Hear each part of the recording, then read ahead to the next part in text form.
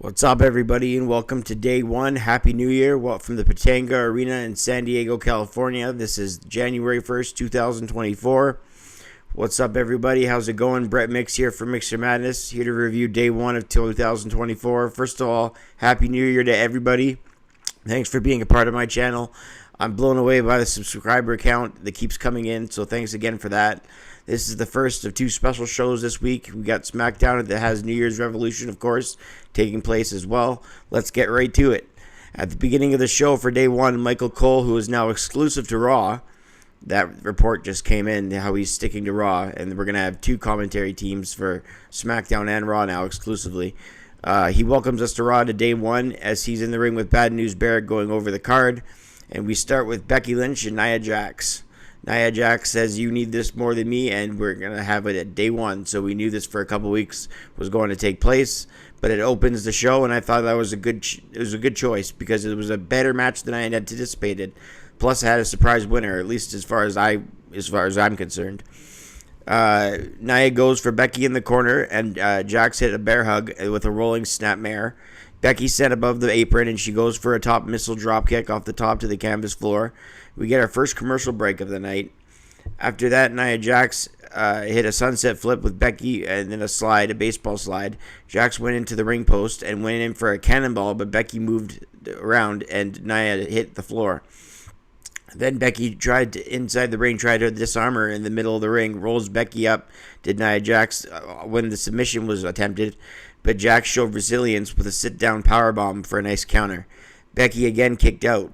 Nia climbs to the second rope looking for Annihilator, and now Becky from the second rope tries for a slam, and Jax from the top hit a Samoan drop from all the way from the top rope.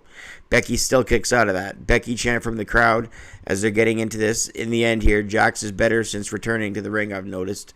Ever since returning to the WWE, she's been better in matches. She's been on a roll, really, ever since she's lost weight and got really good in the ring. Not really good in the ring, but she's definitely improved. I think you can say that. Her matches have higher quality.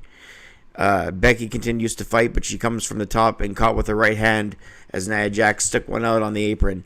And that's a play to their breaking the nose incident, which they had a great video package on before the match.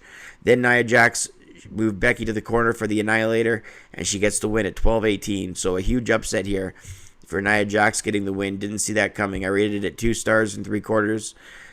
It was a better match than I saw it coming. Again, Nia's improved in the ring, and she gets the big win here over Becky Lynch. Good stuff.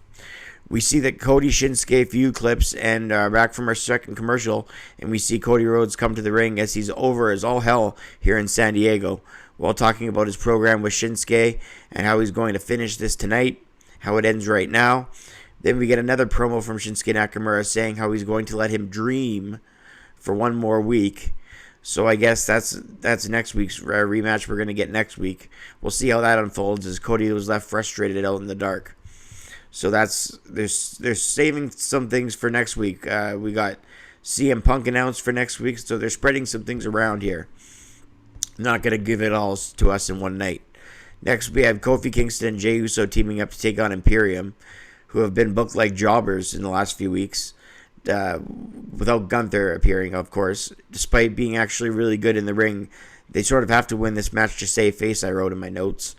A little stunned so far that we have seen so little wrestling. The show was almost an hour in. I just thought Punk would be excellent on commentary if he was to show up tonight. I just really thought he could have been utilized in a great way if he was to commentate the main event match between Drew McIntyre and Seth Rollins. I figured if they had CM Punk out there, it would add a lot to the match because he could take shots at them. Both guys have taken shots at Punk, so what better way than on their biggest moment? They both think they're the biggest attraction of day one. They're having a world title match in the main event, so wouldn't that have been great to see Cult of Personality hit the PA and CM Punk comes to the ring and wrecks their big moment and pisses them off even more? I thought so, but I guess they're going to save this for next week, so they're going to spread things around. Can't complain too much about that. They don't want to give us all in one shot. That's smart. When you want to book shows, you want to keep things spread out a little bit. Kofi Kingston here with Jey Uso against Imperium. Kofi with a crossbody to Kaiser, then Vinci tagged in, and Kofi was in all kinds of trouble, says Cole, as Imperium double teamed him. Then I guess Kaiser is on the outside as we go to a commercial break, but back from the break, Imperium were continuing to dominate the match. All of a sudden, something happens to Vinci after a drop kick to him, so that they stop the match just like that. I have no idea if this was real. I have no idea if it was a work shoot. Whatever it was, I'm not sure. Something happened to Vinci, and no rating as it ends abruptly, as the majority of the match was the commercial break. And they said the WWE superstars were their prime concern, so the match ends with no winner. I don't know if they just didn't want to have no one lose the match, but nonetheless, no winner. We get a video package of Ivy Nile and Rhea Ripley at the same time they're setting up for Miz TV with the Judgment Day. On Miz TV, R-Truth comes out and he continues to be a highlight on Raw. He comes out first saying he swears the Judgment Day was right behind him. He says, all rise for the Judgment Day. Miz says, hey, it has a better ring to it than Damian Priest. JD McDonough comes out with Dirty Dom and says this has to end tonight while he's walking down the ramp with the microphone. He says, Miz and R-Truth say he's not in the Judgment Day since he lost to the Miracle on 34th Street. And the Miz says, that's a good point. You did lose. And Dirty Dom can't speak, of course, due to the boos. I think it's great how the WWE keeps scripting him lines, and they know he's going to get booed, but they keep giving him lines to say as if they're going to get across. And they even answered to it. They even acknowledged his words, did Miz. And this whole R-Truth and the Judgment Day thing has been gold from the start. I mean, some WWE angles are contrived, and ones that start out pretty funny and organically are pretty brilliant. They keep it simple. It's good enough most times. They keep finding ways for Truth to be in the group, and I mean in the group, even if it's against them in matches. So it's always great to see. Sometimes the WWE will have a good joke, and they stretch it out for a second or third week, and it can be cringe. But this is something that just organically happened, and it was funny. And they're not missing with this. They keep hitting on this, so keeping it going. That's pretty good. Then we get the match, the Awesome Truth reunited against JD and Dirty Dom. A nice corkscrew crossbody by Truth to JD. 20-year veteran in the ring, R-Truth.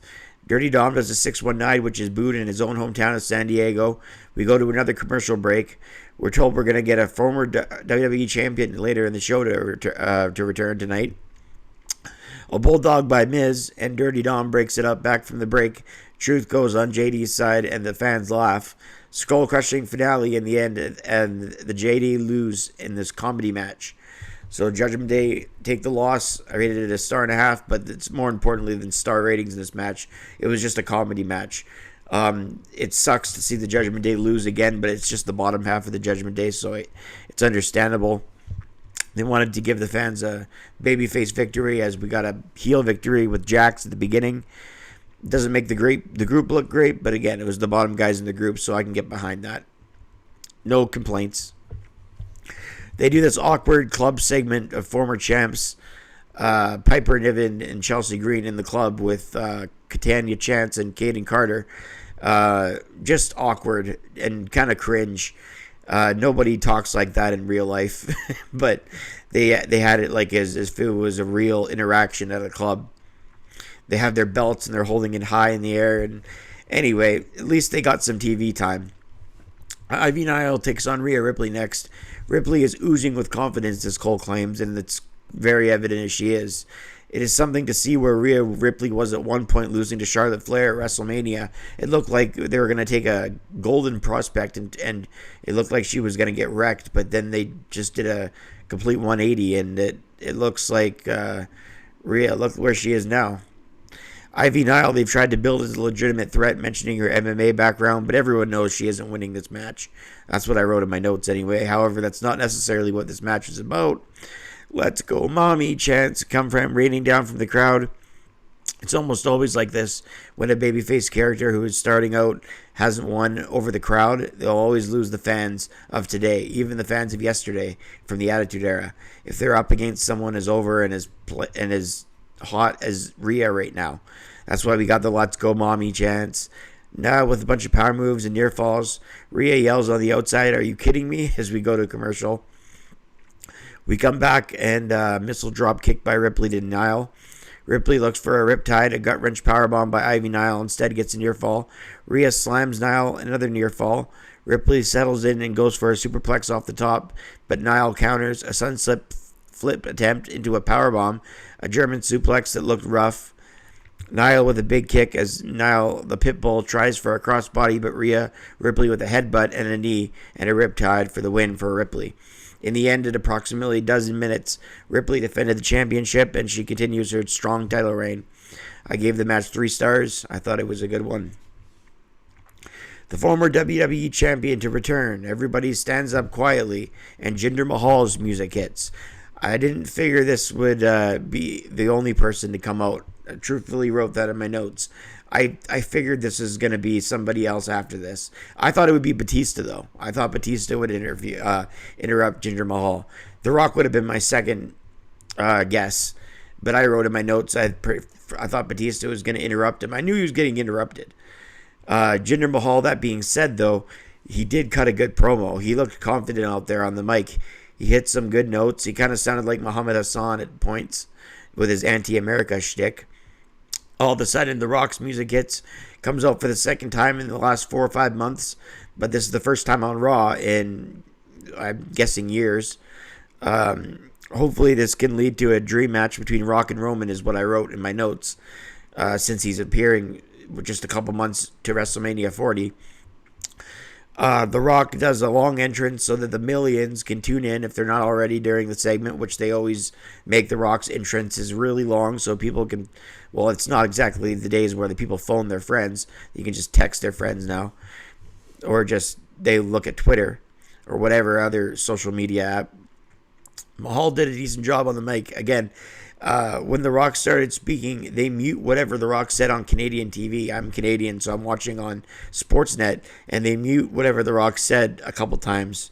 It had something to do with the United States, I think. He says he's not the modern day Maharaja, but he's the day one douchebag, which proceeds to get a chant of day one and douchebag. The Rock gets an idea to do what he did last time about the you are an asshole, only day one douchebag. So the crowd has some fun chanting that on both sides. Hey, if that's the long, I'll have the crowd chant that over the Rollins theme song for 4 minutes. I'll have that chanted any day. Rock sings his own version of the national anthem and then proceeds to spinebuster slam Jinder Mahal before laying the people's elbow. Then he says, should The Rock sit tonight at the booth? I didn't know where he was going with this. And then he said, or in the bar. And he said, yeah, The Rock likes the bar too. And then he said, he first off said he's hungry. And he said he's going to sit at the booth, at the bar. And then he said, or at the head of the table to a loud, oh. Perfect appearance now that he's mentioned that. Now that The Rock mentions that, I figure it was a perfect return. Great stuff. Good comedy as always from The Rock. Great to see him. Very thankful to see him. He doesn't have to do this, but he does. He still loves the business, you can tell. And should we get a Roman Rock match, we'd all be better off for it. I hope that's a program. I sincerely do. How are they going to fit Cody, LA Knight, whatever they have planned? Randy Orton, I have no idea. But it's going to be interesting in the next few months in the WrestleMania season, that's for sure. Next up, we got Zoe Stark and Shayna Baszler versus Tegan Nox and Natalya Neidhart. It's great how we go to a commercial break during every match in the first 30 seconds. I complain about that a lot, but for good reason. I mean, how are you supposed to get invested in a match when we're going to commercial break all the time right away? But the right team won here. Stark got the pin here, and that's big for her because she hadn't been appearing on Raw the last few weeks unless they're in backstage segments with the likes of Tozawa and Ivy Nile and the Creeds. So this was the most obvious outcome of the night after the Ivy Nile match, of course. The faces are the champs in this division. The heels naturally win, especially going against Natalya and Nox. I mean, come on. They were going to win. So good that they won. Rated at 1.5 stars. Next up, we had the main event, Drew McIntyre versus Seth Rollins for the WWE World Heavyweight Championship. Man, the video team can make anything look big. They carefully edit their packages and just make the littlest build look epic with the right music, the right angles, the right timing, etc. They make this look like it had so much build, even though truthfully it has not. But hey, that's what the video package, the editing team can do.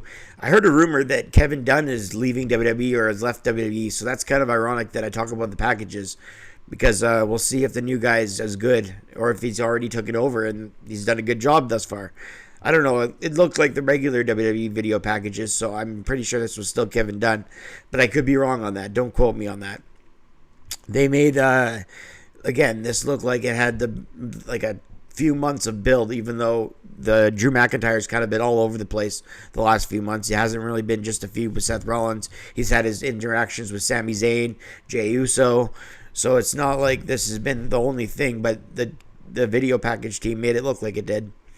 Both these guys are just beasts in the ring, and both these guys I have respect for that. But I don't like either of them. That's just me. I find myself more of a fan of CM Punk than either of these two. Ironically, I feel they're both egomaniacs. I say ironically because that's what Punk has been called. And I'm saying I'm a CM Punk fan. I just don't like how both guys think that they kind of own the locker room, or Seth Rollins I feel Seth Rollins feels that way.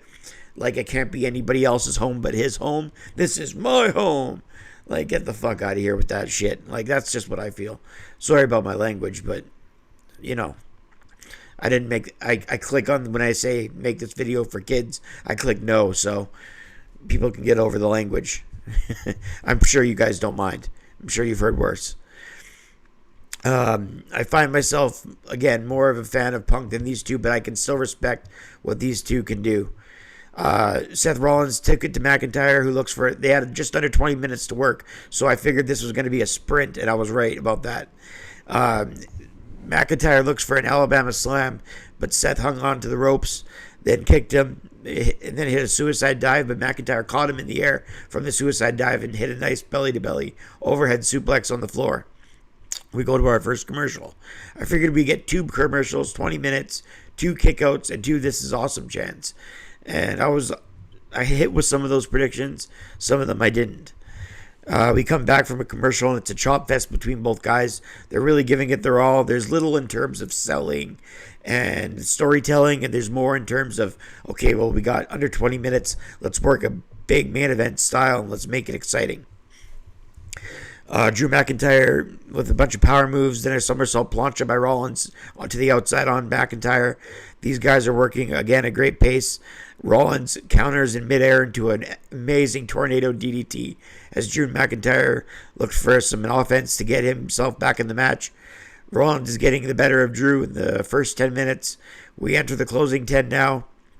A springboard moonsault attempt, but Drew moves so Rollins lands on his legs, and McIntyre keeps kicking out of near falls. Commercial number 2, back from the break, and both men are brawling on the top turnbuckle. A Claymore attempt turned into a sit-down powerbomb. Both guys with a quality of sprint here in this match. Seth hit a pedigree and then a near fall. McIntyre hit a future shock earlier in the match, but Rollins hits his pedigree here and another near fall, as I just mentioned. All of a sudden, Priest cut music hits, and he goes to cash in to make it a 3-way or just to cash in because both guys were still up. All of a sudden, McIntyre connects with Priest on the outside into the Claymore. McIntyre says, no, that's not happening to me. This is my moment.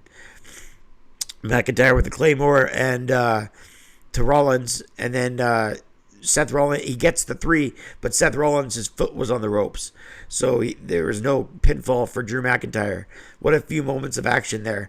McIntyre loses his mind and empties the announce table of monitors and whatever else was on there. Pads of paper, pencils, whatever. He goes on the table for a slam, but Rollins counters it into a pedigree, and the table didn't give, so ouch. Rollins in the corner hits a curb stomp and a successful title defense by Rollins, even after it looked like Drew was going to win or Priest was going to cash in. I don't like how many fake outs there have been with Priest cash in. This is like the 3rd or 4th time now, but and then he gets knocked senseless each time. It takes away some of the shock or the moment when it happens all the time like this. It really makes the moment contrived, and I don't know, it takes away the special moment of somebody cashing in. That being said, it did add to tonight's match, and in the moment, it was a chaotic ending and a great end for a night that is supposed to have a chaotic end. If they're going to save these cash-ins for big nights like Survivor Series, which happened, and tonight with these fake cash-ins, then I'm okay with that. if it's for big nights, not just random Raws, I'm okay with that. So I can't complain too much. It did have an epic ending, and Rollins did retain around 18 minutes. It gave the match 3.5 stars. This night will be known for the return of The Rock when it's all said and done. Maybe the fake cash-in and Drew almost winning with the foot on the rope by Rollins. We don't know yet because it just happened. But that's what I figure it's going to be known for, his head of the table comment. Overall, I give the show a 6 out of 10. The main event was a good sprint, like I said, in that sense that I meant it didn't have a methodical first half with a lot of build, a lot of storytelling and selling. These guys knew that they were given under 18 minutes to go on a tear, and they did that. And I felt they had a lot of great action in the sprint, which is okay for a TV match or main event. The Rock's appearance added a major to the show. Sorry if I'm kind of losing my voice here. I'm at the end, so it's all good anyway. The Rock's appearance added to the show big time. So happy he returned. Always am. Everything else was alright. The Jax match was better than I anticipated, with a surprise winner. The R-Truth stuff continues to be a highlight. Rhea continues her strong reign as well. So that does it for Raw Day 1. Hopefully we get a good New Year's Revolution on SmackDown as well. I'll be here to preview that show in a couple days, like always. Thanks for watching this review, and consider hitting like and subscribe if you haven't already. And I'll see you on the next one. This is Mixer Madness, Brett Mix, for Day 1 of 2024, and emote.